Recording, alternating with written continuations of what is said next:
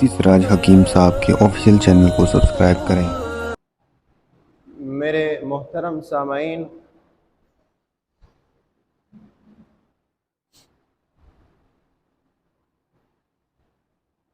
مسلمانوں کی آج جو حالت ہے وہ تاریخ اٹھا کر دیکھیں تو روز اول سے ہی یا دین اسلام کے ابتدا سے لے کر آج تک مسلمانوں پر اذیت کی ایک لمبی داستان موجود ہے، اور ہمارے نبی اکرم صلی اللہ علیہ وسلم ارشاد فرماتے ہیں کہ اشد البلاء علی الانبیاء، سب سے زیادہ تکالیف انبیاء پر آئی ہیں۔ کس لیے؟ مال کے لیے، جائیداد کے لیے، اقتدار کے لیے نہیں، بلکہ آپ صلی اللہ علیہ وسلم کے سامنے تو کافروں نے ان چیزوں کی خود پیشکش کی ہے۔ اگر آپ کو مال چاہیے تو آپ کو مالدار بنائیں، اگر آپ کو رشتہ چاہیے تو ہم اعلی حسب نسب رشتہ بھی آپ کو دیں گے، اور اگر آپ کو اقتدار چاہیے تو یہ بھی ہم دینے کے لیے تیار ہیں۔ لیکن جو یہ نیا مذہب اور نیا دین پیش کر رہے ہیں، آپ یہ سلسلہ روک دیں۔ نبی اکرم صلی اللہ علیہ وسلم ارشاد فرماتے ہیں میرے ایک ہاتھ میں سورج رکھا جائے اور ایک ہاتھ میں چاند رکھ دیا جائے، یہ تمہارے بس کی بات نہیں ہے، تمہاری طاقت میں نہیں ہے۔ اگر تمہاری بس میں طاقت میں ہو یہ چیزیں میرے سامنے لائی جائیں، لیکن میں اپنے موقف سے، نظریے سے ایک قدم بھی پیچھے ہٹنے کے لیے تیار نہیں ہوں۔ کل بھی میرا نعرہ یہ تھا لا الہ الا اللہ محمد الرسول اللہ، کہ اللہ کے سوا کوئی حاجت روا، مشکل کشا نہیں، کوئی داتا نہیں۔ اسی طرح آج بھی میرا یہی نعرہ ہے کہ میرا رب اللہ ہے، خالق اللہ ہے، مالک اللہ ہے، پیدا کرنے والا اللہ ہے، موت دینے والا اللہ ہے، اور دوبارہ زندہ کرنے والا بھی کون ہے؟ اللہ ہے۔ اور جب تک مجھ میں سانس ہے یہی میرا نظریہ ہے، یہی میرا عقیدہ ہے، کیوں قرآن مجھے کہتا ہے وَاعْبُدْ رَبَّكَ حَتَّى يَأْتِيَكَ الْيَقِينُ، موت تک تم اپنے رب کی عبادت کرو۔ وَاعْبُدْ رَبَّكَ، اپنے رب کی عبادت کرو، کب تک؟ حَتَّى يَأْتِيَكَ الْيَقِينُ، حتیٰ یہاں تک کہ موت آ جائے۔ تبھی تو کہتے ہیں کہ موت تک نماز معاف نہیں ہے، بلکہ موت کے بعد بھی معاف نہیں ہے کہ نہیں؟ موت تک معاف نہیں ہے میرے اور آپ پر، ٹھیک ہے، اور موت کے بعد بھی معاف نہیں ہے۔ میت پڑی ہوئی کہتے پھر بھی نماز پڑھ کے روانہ کر دو۔ بات سمجھ میں آ گئی نہیں آ گئی؟ تو اشد البلاء علی الانبیاء، سب سے زیادہ تکالیف کس کو سہنا پڑی؟ انبیاء علیہ السلام کو۔ اللہ کے نبی نے فرمایا اور مجھے سب سے زیادہ تکلیف دی گئی۔ اللہ کے نبی نے فرمایا مجھے سب سے زیادہ تکلیف دی گئی کہ اللہ کے نبی کو ساحر کہا گیا۔ ساحر کا معنی جادوگر۔ اللہ کے نبی کو کاذب معاذ اللہ کہا گیا۔ کاذب کا معنی ہوتا ہے دروغ گو، یعنی جھوٹ بولنے والا۔ اللہ کے نبی کو معاذ اللہ مجنون بھی کہا گیا۔ مجنون سمجھتے ہو؟ دیوانہ، پاگل۔ یہ کس وجہ سے کہا گیا؟ فقط ایک دین کی خاطر کہا گیا۔ آج بھی مسلمان اگر اذیت کے شکار ہیں، تکلیف میں مبتلا ہیں، اصل وجہ دین ہے۔ قرآن کہتا ہے لن ترضى عنك اليهود ولا النصارى، یہود و نصارہ آپ سے راضی نہیں ہوں گے، حتی تتبع ملتہم، یہاں تک آپ ان کی ملت کی اتباع نہ کریں۔ ہاں، اگر آپ یہ کہیں کہ میں یہودی ہوں، میں عیسائی ہوں، تب وہ آپ مطمئن ہو جائیں گے۔ یہ روز اول سے سازشوں میں ہے، یہ کوئی انوکھی بات نہیں ہے، ہمیشہ سے انہوں نے دین اور آپ کے نبی صلی اللہ علیہ وسلم کے خلاف سازشیں کی روز اول سے۔ مثلا آپ نے مدینہ منورہ کی تاریخ پڑھی ہے، مدینہ منورہ میں 3 یہودیوں کے بڑے قبیلے آباد تھے، بنو قینقاع، بنو نذیر، بنو قریظہ، یہودی تھے، بڑے بڑے یہودیوں کے قبیلے تھے، یہ 3 قبیلے بہت بڑے قبیلے تھے، بنو قینقاع، بنو نذیر اور بنو قریظہ۔ انہوں نے آپ صلی اللہ علیہ وسلم کی موجودگی میں معاہدہ ہونے کے باوجود اللہ کے نبی پر ایسا موقع نہیں ملا کہ انہوں نے سازشیں نہیں کی، جب بھی ان کو موقع ملا آپ صلی اللہ علیہ وسلم کی جان کے در پہ یہ تھے کہ کب ہم ان کو ضائع کر کے اپنا راستہ کلیئر کر دیں۔ لیکن قرآن کہتا ہے واللہ یعصمک من الناس، اے نبی فکر کرنے کی ضرورت نہیں ہے، تیرے حفاظت کی ذمہ داری میں نے خود اٹھا رکھی ہے۔ قرآن مجید میں اللہ تبارک و تعالیٰ نے 2 چیزوں کی حفاظت کی ذمہ داری اٹھائی ہے۔ ایک قرآن کہتا ہے، اللہ تبارک و تعالیٰ فرماتے ہیں اِنَّا نَحْنُ نَزَّلْنَا الذِّکْرَ، قرآن ہم نے نازل کیا، وَإِنَّا لَهُ لَحَافِظُونَ، حفاظت کرنے والے بھی ہم ہیں۔ باقی کتابیں آپ کے سامنے موجود ہیں لیکن حفاظت کی ذمہ داری نہیں، اور اسی طرح فرمایا، اور آج تک بھی محفوظ ہے، قرآن مجید آج تک محفوظ ہے۔ اسی طرح قرآن مجید نے یہ دعویٰ کیا کہ اللہ تبارک و تعالیٰ فرماتے ہیں واللہ یعصمک من الناس، اے نبی فکر کرنے کی ضرورت نہیں، اللہ تیری حفاظت کرے۔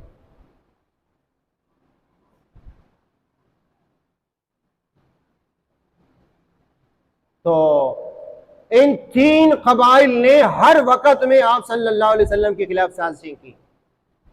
مثلا بنو نذیر کو دیکھیں، قبیلہ یہودیوں کا بنو نذیر، نبی اکرم صلی اللہ علیہ وسلم کا ان 3 قبیلوں سے معاہدہ ہوا تھا۔ 3 قبیلوں سے معاہدہ کا مطلب یہ ہے کہ نہ آپ ہمارے خلاف جنگ کریں گے، نہ ہم آپ کے خلاف جنگ کریں گے، بھلے آپ اپنا مذہب اختیار کریں، ہمارا آپ کے ساتھ معاہدہ ہے، نہ ہم آپ کے ساتھ لڑیں گے، آپ ہمارے ساتھ نہ لڑیں۔ 3 قبیلوں کے ساتھ اللہ کے نبی نے معاہدہ کیا، بیرونی کوئی بھی دشمن آئے گا ہم تینوں مل کر اس کے خلاف لڑیں گے۔ بیرونی کوئی بھی دشمن آئے گا، وہ میرا دشمن ہو، آپ کا دشمن ہو، آپ کا ہو، آپ کا ہو، تینوں قبیلوں کا ہو یا ہمارا ہو، تینوں مل کر بیرونی دشمن کا مقابلہ کریں گے، اس کا ساتھ نہیں دیں گے، تینوں مل کر ان کے خلاف لڑیں گے۔ یہ معاہدہ ہوا،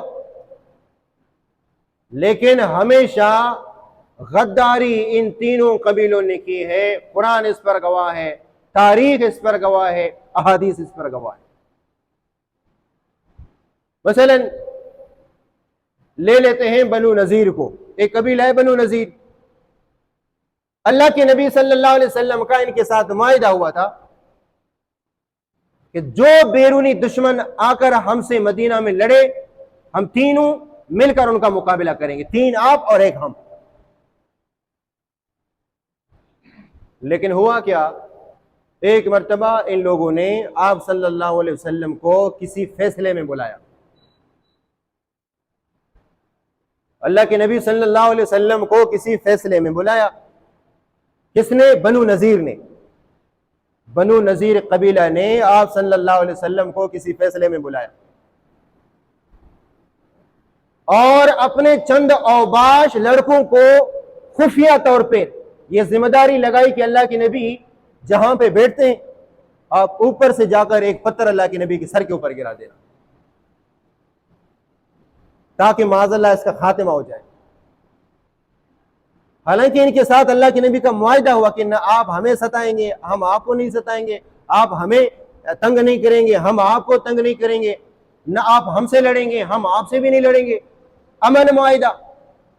لیکن انہوں نے اللہ کے نبی صلی اللہ علیہ وسلم کو بلا کر کسی فیصلے کے لیے کہ اللہ کے نبی آپ آئیں، جو فیصلہ آپ کریں گے ہمارا پورا قبیلہ اس فیصلے کو ماننے کے لیے تیار ہے، بس آپ آئیں، مسند فیصلے پر بیٹھ جائیں، جو فیصلہ آپ کا ہوگا اس فیصلے کو منو ان ہمارا قبیلہ تسلیم کرے گا۔ اور پیچھے سازش کیا کی؟ چند نوجوانوں کو کہا اللہ کے نبی فیصلے کے لیے بیٹھیں گے، آپ اس کے اوپر پتھر گرائیں، اوپر سے جا کر اس کے اوپر پتھر گرائیں۔ آپ صلی اللہ علیہ وسلم کو اللہ تبارک و تعالی نے بذریعہ جبریل آگاہ کیا کہ اللہ کے نبی اصل مقصد فیصلہ کرنا نہیں ہے، اصل مقصد آپ کی جان کو ضائع کرنا ہے۔ انہوں نے یہ سازش کر رکھی ہے، سامنے فیصلے کا نام دیا اور پیچھے ان کی یہ سازش ہے کہ آپ مسند فیصلے میں بیٹھیں گے تو یہ آپ کو سازش کا شکار بنائیں گے اور آپ کی جان کو ضائع کرنے کے پھیدر پہ ہوں گے۔ اور اللہ تبارک و تعالیٰ نے تو ذمہ داری اٹھا رکھی ہے کہ واللہ یعصمک من الناس، میرے نبی میں ہر حال میں تیری حفاظت کروں گا۔ احد کے میدان میں آپ صلی اللہ علیہ وسلم جب صحابہ کرام رضوان اللہ تعالی علیہ مجمعین منتشر ہو گئے، احد کے میدان میں آپ کو واقعہ تو معلوم ہے، صحابہ رضوان اللہ تعالی علیہ مجمعین کو ابتداءً اللہ نے فتح عطا فرمائی۔ اللہ کے نبی صلی اللہ علیہ وسلم نے ارشاد فرمایا، یہ مورچے میں جو 50 صحابہ کو بیٹھا اللہ کے نبی نے کہا پیچھے سے دشمن آئے نا، آپ ان کا مقابلہ کرنے، ہم فتح یاب ہوئے یا ہم ہار گئے، تمہیں نہیں اترنا ہے نیچے۔ الحمدللہ جو لوگ عمرے میں جاتے ہیں وہ احد میدان میں وہ مورچہ بھی ان کو نظر آتا ہے۔ احد پہاڑ تو بہت لمبا پہاڑ ہے، تقریباً ہمیں تو جو رہنمائی کرنے والا تھا اس نے کہا یہ 8 کلومیٹر تک ہے، وہ 8 کلومیٹر تک۔ اللہ کے نبی نے فرمایا یہ پہاڑ ہم سے محبت کرتا ہے، ہم اس سے محبت کرتے ہیں۔ تھوڑے فاصلے پہ جائیں گے، جیسے یہ ہے آپ کا سمندر، یہاں پہ وہ 70 صحابہ کی قبریں بھی ہیں، جالیوں کے اندر بند ہیں، اور برابر میں حضرت حمزہ رضی اللہ تعالیٰ عنہ اور اس کے ساتھ 2 اور قبریں ہیں، وہ بھی اسی میدان میں شہید ہو گئے۔ تو اسی میدان میں آپ صلی اللہ علیہ وسلم کے دان مبارک شہید ہو گئے، اور شیطان نے اس وقت ایک آواز بلند کی کہ اللہ کے نبی شہید ہو گئے، تاکہ صحابہ کی ہمت اور منتشر ہو جائے، صحابہ پست ہمتی کے شکار ہو جائے، کم ہمتی کے شکار ہو جائے۔ اس وقت شیطان نے آواز بلند کی کہ بھاگ جاؤ، تمہارا نبی قتل ہو گیا ہے معاذ اللہ۔ لیکن میں نے پچھلے جمعے کو آپ کو کہا کہ صحابہ رضوان اللہ تعالی علیہ مجمعین 70 شہید ہو گئے، 70 زخمی ہو گئے، آج بھی 70 کی قبریں ہیں، 70 زخمی ہو گئے، اور آپ صلی اللہ علیہ وسلم کے دندان مبارک بھی شہید ہو گئے۔ بہرحال کفار پر اللہ تبارک و تعالیٰ نے روک ڈالا، وہ چلے گئے۔ بعد میں ان کو ہوش آیا، بعد میں ان کو احساس ہوا کہ 70 صحابہ تو ہم نے شہید کیا، مار دیا، اور 70 کو زخمی کیا، یہ تو کم ہمت ہو گئے، 1000 ان کی تعداد ہے، کم ہمت ہو گئی، اب ہمیں ان کو مکمل ختم کرنا چاہیے تھا۔ اب ان کے اندر اتنی ہمت نہیں، اب ان کے اندر اتنی جرت نہیں، ہم واپس جائیں گے، صحابہ کو صفحہ ہستی سے مٹا دیں گے۔ اور ڈرانے کے لیے بندے کو بھیجا، کوئی بندہ جا رہا تھا، اسی راستے میں جا رہا تھا، تو اس کو کافروں نے کہا صحابہ کو کہو کہ یہ لوگ گئے نہیں ہیں، واپس آ رہے ہیں، یہ جو تمہارے 70 بندے قتل ہو گئے، 70 زخمی ہو گئے، اور آپ کا نبی بھی زخمی ہوا، ہم واپس آ رہے ہیں، دوبارہ حملہ کرنا چاہتے ہیں۔ قرآن نے وہ مقام بھی بتا دیا کہ صحابہ کے کانوں میں یہ دھمکی نما الفاظ آئے، اور یہ الفاظ جب اس قاصد نے صحابہ کو پہنچا دیا کہ وہ کافر تو آ رہے، آپ نے ابھی ان 70 کو دفن نہیں کیا، ان 70 کی ابھی تک پٹی نہیں باندھی زخمیوں کے، اور اللہ کے نبی کا آپ نے ابھی تک علاج تک نہیں کیا، وہ کافر دوبارہ حملہ کرنے کے لیے تیار ہے۔ تو الذین قال لهم الناس ان الناس قد جمعوا لكم فاخشوهم، بھاگو، کافر آ رہے ہیں، بھاگو یہاں سے، 70 تمہارے شہید ہو گئے، 70 زخمی ہو گئے، آپ کا نبی بھی زخمی ہوا، اب بھاگو، اپنی لاش اٹھا کے یہاں سے بھاگو۔ فزادہم ایمانا، دھمکی سے ڈرے نہیں، قرآن کہتا ہے ان کا ایمان اور بڑھ گیا۔ اس دھمکی سے صحابہ رضوان اللہ تعالی علیہ مجمعین بھاگے نہیں، भागे नहीं, कमजोर नहीं हुए। और उन्होंने कहा, वकालू, कहने लगे, हस्बुनल्लाह, हमारे लिए अल्लाह काफी है। कौन हमारे लिए काफी है? हमारे लिए अल्लाह काफी है। ये अल्लाह वो है जो सहाबा के लिए बदर में भी काफी हुआ, सहाबा के लिए उहद में भी काफी हुआ, सहाबा के लिए खंदक में भी काफी हुआ, और हत्ता के फतेह मक्का के मौके पर सहाबा के लिए काफी होने वाली जात किसकी है? तभी तो कुरान कहता है, अलैहिस्सलाहु बिकाफिन अब्दहु, क्या अल्लाह अपने बंदों पर काफी नहीं है? यहां हमें भी सबक दिया जा रहा है। मैं और आप कभी फलान जगह में जाकर झुकते हैं, कभी फलान जगह में जाकर झुकते हैं, कभी फलान झंडे पे जाकर झुका, कभी फलान दरगाह पे जाकर झुका। कुरान कहता है, अलैहिस्सलाहु बिकाफिन अब्दा, क्या अल्लाह अपने बंदे पर काफी नहीं है? अल्लाह अपने बंदे के लिए काफी नहीं है? कभी तुम किस मुश्किल में उधर जा रहा है, कभी कहां जा रहा है, कभी कहां जा रहे, क्या अल्लाह तुम्हारे लिए काफी नहीं है? इस पेशानी का बनाने वाला कौन है? बोलो, इस पेशानी का बनाने वाला अल्लाह। तो इसको झुकाने का जो हक है वो कौन है? वो ही अल्लाह है। वो कौन है? अल्लाह है। अल्लाह हमारे लिए बोलो काफी है। साहबा ने कहा, वकालू, जब उस कासिद ने सहाबा को धमकी दिया, और साथ सामने 70 लाशें भी पड़ी हुई सहाबा की, 70 जख्मी है, नबी अकरम सल्लल्लाहु अलैहि वसल्लम के दंदान मुबारक भी जख्मी होने के बावजूद काफिर की धमकी आए और सहाबा का ईमान बढ़े, ये कहे, हस्बुनल्लाह, हमारे लिए अल्लाह काफी है, व नेमल वकील, अल्लाह ही बेहतरीन कारसाज है, अल्लाह ही बेहतरीन कारसाज है। तो अल्लाह ने अपने नबी की इस मैदान में भी हिफाजत की कि शैतान ने यह कहा कि तुम्हारा नबी शहीद हो गया है, लेकिन अल्लाह तबारक व तआला ने सहाबा को दोबारा मुस्तकीम बनाया, इस्तिकामत वाला बनाया। और जब उन काफिरों को पता चला ये भाग रहे नहीं, अभी भी उसी जगह पर कायम है, इन पर इतना रोब आ गया कि वहां से भाग गए, दोबारा आने की हिम्मत भी नहीं हुई।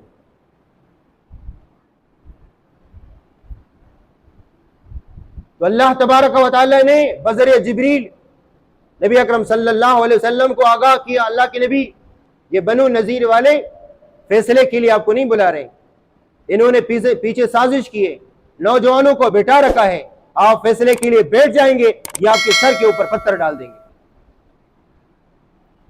आप सल्लल्लाहु अलैहि वसल्लम वापस आ गए, सहाबा को कहा कि आप इनका घेरा करेंगे, हमारा तो इनके साथ मुआहिदा हुआ है कि न आप हमें तकलीफ देंगे न हम आपको तकलीफ देंगे। इन्होंने पीठ पीछे कैसे हमारे खिलाफ साजिश की और अपने नौजवानों को बतौर शरारत के बिठाए कि अल्लाह के नबी फैसले के लिए बैठेंगे, छत के ऊपर से पत्थर गिरा देना अल्लाह के नबी के ऊपर। मुआहिदे की खिलाफ वर्जी इन यहूदियों ने की है। ये जो आज यहूदी गद्दार बने हुए हैं, जालिम और कातिल बने हुए हैं, ये तो उनका शेवा है। इन्होंने आपके नबी के खिलाफ साजिश की तो उसकी उम्मत के खिलाफ साजिश करना ये कोई अनोखी और अचंभी बात है नहीं। हाँ, अल्लाह ने अपने नबी की हिफाजत की। अगर हम इस नबी की उम्मती हैं, इंशाअल्लाह अल्लाह हमारी हम हिफाजत करेंगे, लेकिन तकलीफ सहना पड़ेगी। आपके नबी ने तकलीफ बर्दाश्त की, तो क्या मुझे और आपको बगैर तकलीफ के हम जन्नत में जाएंगे? अहसिबन नास अन युत्रकू अन यक़ूलू आमन्ना व हुम ला युफ्तनून, क्या लोगों ने यह गुमान कर रखा है कि कलमा पढ़ने के बाद बगैर आजमाइश के वो जन्नत में चले जाएंगे? ऐसा नहीं होगा। कायनात के आला तरीन इंसान अल्लाह के नबी होते हैं। जब उनको इस दीन की खातिर तकलीफ सहना पड़ी तो इस उम्मत के हर फर्द को तकलीफ का सामना करना पड़ेगा। ये देखें, कुरान कहता है सूरह अनकबूत में अल्लाह तबारक व तआला फरमाते हैं कि अहसिबन नास अन युत्रकू, क्या लोगों ने यह गुमान कर रखा है, अन युत्रकू, कि इनको छोड़ दिया जाएगा, अन यक़ूलू आमन्ना, फकत ये कहना कि हमने ईमान लाया, बस ईमान लाने के बाद ये तसल्ली से बैठ जाएंगे, ये सुकून से बैठ जाएंगे, वहुम ला युफ्तनून, उन पर तकलीफें नहीं आएंगी। ऐसा नहीं होगा, ऐसा नहीं होगा। वलक़द फ़तन्नल लज़ीन मिन क़ब्लिहिम, ان سے پہلے تم سے پہلے بھی ہم نے لوگوں کو اس دین کی خاطر آزمائش میں مبتلا کیا ہے۔ فَلَيَعْلَمَنَّ اللَّهُ الَّذِينَ صَدَقُوا وَلَيَعْلَمَنَّ الْكَاذِبِينَ، تاکہ اللہ ظاہر کر دے کہ سچا کون ہے اور جھوٹا کون ہے، تاکہ اللہ ظاہر کر دے۔ اللہ کو تو معلوم ہے، اللہ دل کے رازوں سے واقف ہے، اللہ دنیا کے سامنے ظاہر کر دے کہ سچا کون ہے جھوٹا کون ہے۔ بلال جیسوں کو کتنی اذیتیں دی گئیں، صہیب کو کتنی اذیتیں دی گئیں کہ وہ صہیب کہ اسلام سے پہلے جس علاقے سے گزرتا تھا، جس گلی سے گزرتا تھا، خوشبو اتنی مہکتی تھی، لوگوں کو پتا چلتا تھا یہاں حضرت صہیب گزرے ہیں۔ اتنا خوبصورت نوجوان، لیکن یہی بدر کے احد کے میدان میں شہید ہوتے ہیں تو کفن بھی نہیں ملتا۔ دین کی خاطر حسب الناس ان یترکوا ان یقولوا آمنا وهم لا یفتنون، کیا ایمان لانے کے بعد بس یہ کہنا کہ ہم نے ایمان لایا آزمائش میں نہیں ڈالا جائے گا؟ اللہ کے نبی نے فرمایا سب سے زیادہ مجھے تکلیفیں دی گئی اس دین کی خاطر۔ اللہ کے نبی لہو لہان ہو گئے، آپ صلی اللہ علیہ وسلم کو جسمانی تکلیف سہنا پڑی، اور جسمانی تکلیف سے بڑھ کر ایک اور تکلیف ہے جو زبانی تکلیف اللہ کے نبی کو وہ بھی لوگوں نے دی۔ اب دیکھیں جب وہ طائف کے سرداروں کے پاس گئے تو ایک سردار نے کیا کہا، کوئی اور بندہ نہیں ملا؟ یہ اگر آپ کو کوئی آپ کے محلہ والا کہے تو میں تو کہتا ہوں مرتے دم تک آپ سے بات نہیں کریں گے، یار یہ تو اس کے علاوہ اور آپ کے علاوہ کوئی اور بندہ نہیں ملا۔ اگر میں تو کہوں آپ اپنے کسی مسجد کے پیش امام کو کہو، وہ تو میرے خیال سے آپ کو نماز پڑھنا چھوڑ دیں، یار کوئی اور بندہ نہیں، آپ نے اس کو اپنے امام بنایا۔ اللہ کے نبی جو نبیوں کی بھی امام ہیں، وہ نبی جس نے نبیوں کی 2 مرتبہ امامت کرائی، کتنی مرتبہ؟ 2 مرتبہ مسجد اقصی میں تمام انبیاء کی امامت کرنے والا کون ہے؟ بولو محمد مصطفیٰ۔ جاتے وقت بھی امامت کرائی، آتے وقت بھی اللہ کے نبی نے امامت کرے۔ اللہ کے نبی صرف امت کے امام نہیں، اللہ کے نبی انس و جان کے امام نہیں، بلکہ تمام نبیوں کے امام ہیں۔ ٹھیک ہے، اس نبی کو بھی تکلیف برداشت کرنا پڑی، اس نبی کو بھی لہو لہان کرنا پڑا، اس نبی کو یہ کہا گیا کہ آپ کے علاوہ اللہ کو کوئی اور بندہ نہیں ملا۔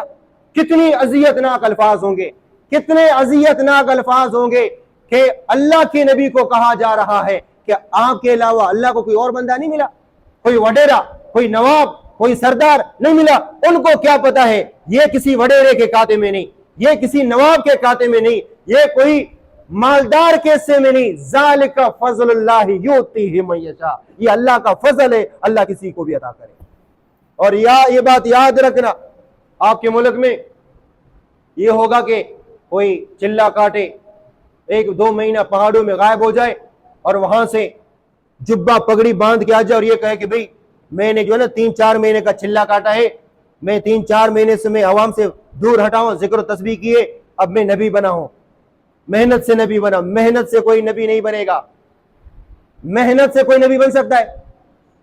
محنت سے آپ عالم بنیں گے، مفتی بنیں گے، بزرگ بنیں گے، تبلیغی بنیں گے، مجاہد بنیں گے، لیکن نبی نہیں بن سکتے۔ نبی کے لیے اللہ کی عطا ضروری ہے، اللہ جس کو عطا کرے وہ محنت سے نہیں، اللہ کی عطا سے نبی ہوتا۔ بات سمجھ میں آ گئی نہیں آ گئی؟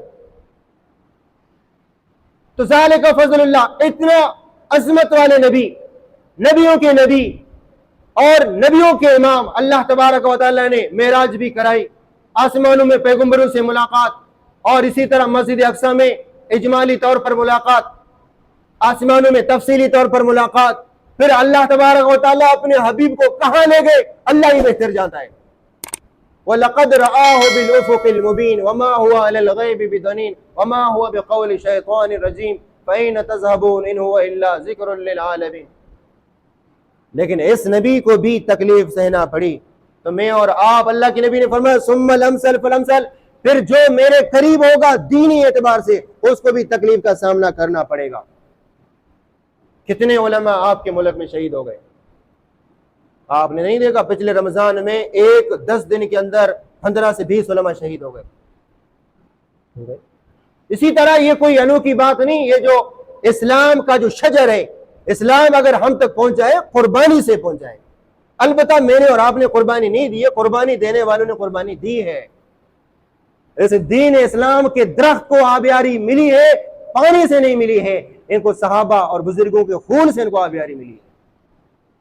کہتے ہیں نا کہ جنت البقیع، 1,00,000 سے اوپر صحابہ، تاریخ کے اندر 1,00,000 سے اوپر صحابہ کا ذکر آتا ہے۔ جنت البقیع میں اور جنت المعلیٰ میں زیادہ سے زیادہ 10,000 قبریں، یعنی مرد عورت صحابہ صحابیات کو ملا کے 10,000 قبریں۔ باقی 1,44,000 صحابہ اللہ کے نبی کے دور میں وہ کہاں گئے؟ وہ کہاں گئے؟ 1.5 لاکھ کے قریب صحابہ کرام مکہ میں جنت المعلیٰ قبرستان، جو مکہ کی سرزمین پہ قبرستان ہے جنت المعلیٰ، مدینہ منورہ میں بالکل آپ جب جائیں گے مدینہ منورہ میں تو آپ کو سامنے ایسے سیدھے ہاتھ میں بلال مسجد سے آئیں گے تو سیدھے ہاتھ میں آپ کو جنت البقیع نظر آئے گا۔ تو یہاں پہ مرد عورت صحابہ کو شمار کر کے 10,000 تک مدفون ہے، آرام فرما رہے، ٹھیک ہے۔ باقی صحابہ کہاں گئے؟ انہی صحابہ کی قربانیوں سے آج اگر اس کنارے میں ایک بچے کے زبان پہ اشہد ان لا الہ الا اللہ، اشہد ان محمد رسول اللہ کے الفاظ ہیں تو ان کی قربانیاں ہیں۔ مجھے اور آپ کو اس دین کے لیے کوئی قربانی آج تک میں نے اور آپ نے نہیں دی ہے۔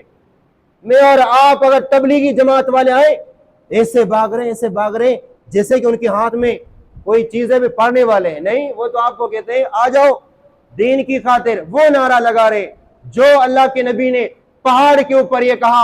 اگر کہ میں آپ کو کہوں اس پہاڑ کے پیچھے تمہارا دشمن ہے تو میری بات مانو گے نہیں مانو گے؟ سب نے کہا ہم نے آپ کو صادق امین پایا ہے، 40 سال سے آپ ہمارے سامنے ہیں، کبھی آپ نے جھوٹ نہیں بولا، کبھی آپ نے دیکھیں ان لوگوں نے کبھی خود کہا کہ آپ نے کبھی جھوٹ نہیں بولا، لیکن جب دین پیش کیا تو اللہ کے نبی کو فرمایا تم جھوٹ بولتے ہو۔ دین پیش کرنے سے پہلے کیا کہا اللہ کے نبی؟ کیا کہا؟ اے محمد ہم نے ہر وقت آپ کو صادق امین پایا ہے، ہمیشہ آپ کو سچا پایا ہے، کبھی آپ نے جھوٹ نہیں بولا۔ لیکن جب دین پیش کیا تو کیا کہا؟ تو مجنون ہے، دیوانہ ہے، جھوٹا ہے، پاگل ہے، اس طرح کے الفاظ معاذ اللہ کے نبی کو کہا جا رہا ہے۔ کس کی وجہ سے؟ دین کی وجہ سے، ٹھیک ہے۔ آج بھی مسلمان اگر سرنڈر کریں اور یہ کہیں بھی ہم نماز نہیں جانتے، ہم مسجد نہیں جانتے، آؤ یہودیوں مسجد اقصی تمہارے حوالے، آؤ یہودیوں مسجد اقصی تمہارے حوالے، ہم دین نہیں جانتے، کل دیں گے ان کے درمیان صلح ہوگی کہ نہیں ہوگی؟ اصل مقصد مسجد نہیں، اصل مقصد دین ہے۔ ان کو پتہ ہے دین کا سلسلہ شروع ہوگا ہی مسجد سے، ان کو جمع کرنا ہی مسجد سے، جہاد کا اعلان ہوگا بھی مسجد سے، اللہ کی نبی کی سنت زندہ ہوگی بھی مسجد سے۔ بہرحال میں آپ کو بنو قریظہ کا واقعہ بیان کر رہا تھا، بنو نذیر کا 3 قبیلے تھے، تینوں کے ساتھ معاہدہ ہوا تو اللہ کے نبی کو فیصلے کے لیے بلایا اور پھر کیا کیا؟ آواشوں کو کہا پتھر گرا اللہ کے نبی پر۔ آپ صلی اللہ علیہ وسلم کو بذریعہ جبریل آگاہ کیا گیا کہ یہ دشمن، یہ یہودی بنو نذیر والے آپ کے دشمنی کر رہے ہیں، آپ کے جان کو خطرہ ہے، آپ ان کے فیصلے میں نہ جائیں۔ اللہ کے نبی کو کہا آپ ان کے خلاف جہاد کریں۔